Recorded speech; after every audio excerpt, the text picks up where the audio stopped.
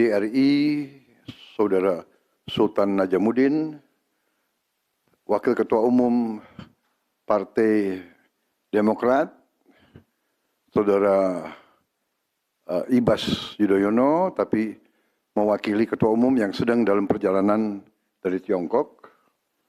Kemudian Sekretaris Jenderal Partai Keadilan Sejahtera karena mewakili Ketua Umumnya yang sedang berada di luar kota. Saya juga didampingi Ketua Umum Partai Golongan Karya, Saudara Bahlil Lahadalia, Ketua Umum Partai Kebangkitan Bangsa, Saudara Muhaimin Iskandar, Ketua Umum Partai Amanat Nasional, Saudara Zulkifli Hasan, dan Ketua Umum Partai Nasdem, Nasional Demokrat, Saudara Surya Paloh. Kita tadi sudah membahas perkembangan situasi negara dan izinkan saya membacakan pernyataan. Saudara-saudara sebangsa dan setanah air, dalam beberapa hari ini saya, Presiden Republik Indonesia, terus memantau perkembangan situasi yang terjadi di Jakarta dan beberapa kota lain di Indonesia. Negara menghormati dan terbuka terhadap kebebasan penyampaian pendapat dan aspirasi yang murni dari masyarakat. Terhadap petugas yang kemarin melakukan kesalahan ataupun pelanggaran, saat ini kepolisian negara Republik Indonesia telah melakukan proses pemeriksaan. Ini telah saya minta dilakukan dengan cepat, dengan transparan, dan dapat diikuti secara terbuka oleh publik. Dalam rangka menyikapi apa yang menjadi aspirasi murni dari masyarakat, saya menerima laporan dari para ketua umum partai politik bahwa mereka telah mengambil langkah tegas terhadap anggota DPR masing-masing terhitung sejak hari Senin 1 September 2025, yaitu terhadap anggota DPR masing-masing yang telah mungkin menyampaikan pernyataan-pernyataan yang keliru. Kemudian para pimpinan DPR menyampaikan akan dilakukan pencabutan beberapa kebijakan DPR RI, termasuk besaran tunjangan anggota DPR dan juga moratorium kunjungan kerja ke luar negeri.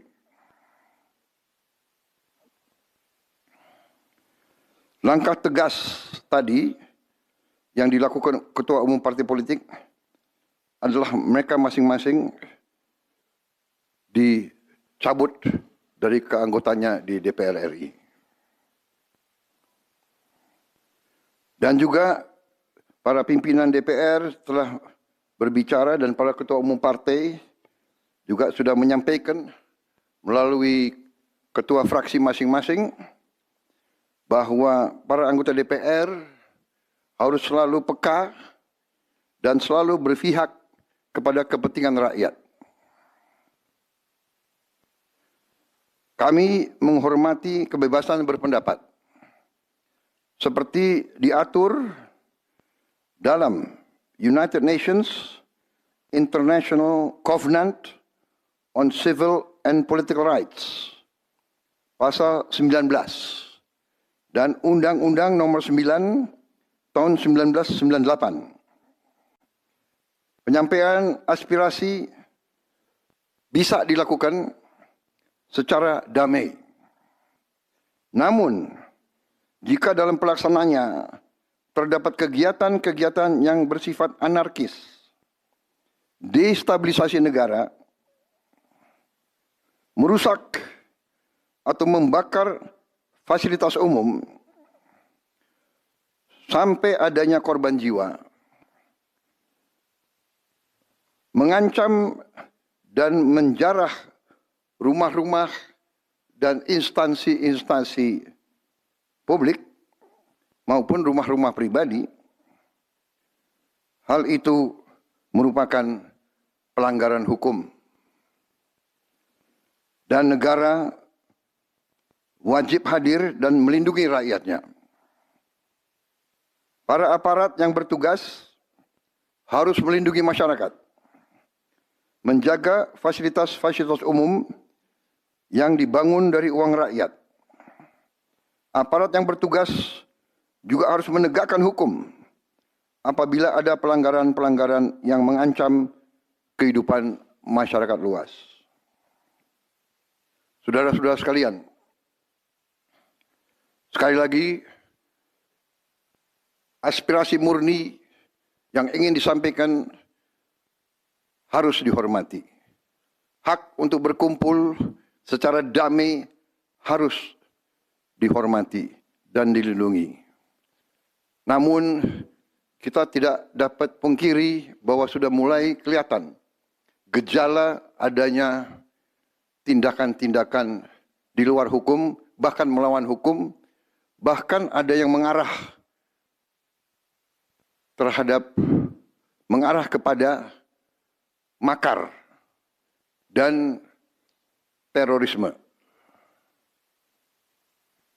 Kepada pihak kepolisian dan TNI, saya perintahkan untuk mengambil tindakan yang setegas-tegasnya terhadap segala macam bentuk pengerusakan fasilitas umum, penjarahan terhadap rumah individu ataupun tempat-tempat umum atau sentra-sentra ekonomi, sesuai dengan hukum yang berlaku. Kepada seluruh masyarakat, silakan sampaikan aspirasi yang murni dan tuntutan dengan baik dan dengan damai. Kami pastikan akan didengar, akan dicatat, dan akan kita tindak lanjuti. Saudara-saudara sekalian, saya juga akan meminta pimpinan DPR untuk langsung mengundang tokoh-tokoh masyarakat, tokoh-tokoh mahasiswa, tokoh-tokoh dari kelompok-kelompok yang ingin menyampaikan aspirasinya supaya bisa diterima dengan baik dan langsung berdialog. Tadi sudah saya sampaikan, mereka pun sekarang sudah akan segera melakukan pencabutan terhadap beberapa kebijakan di DPR RI. Tadi saya sudah sampaikan besaran tunjangan kepada anggota DPR dan moratorium kunjungan kerja luar negeri sudah segera mereka tindak lanjuti, tetapi hal-hal lain yang ingin disampaikan juga dipersilakan disampaikan mengirim delegasi masing-masing ke DPR RI.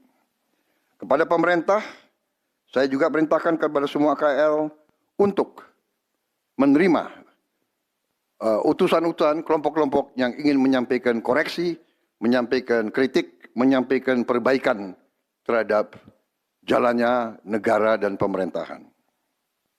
Saudara-saudara sekalian, saya minta sungguh-sungguh seluruh warga negara untuk percaya kepada pemerintah, untuk tenang.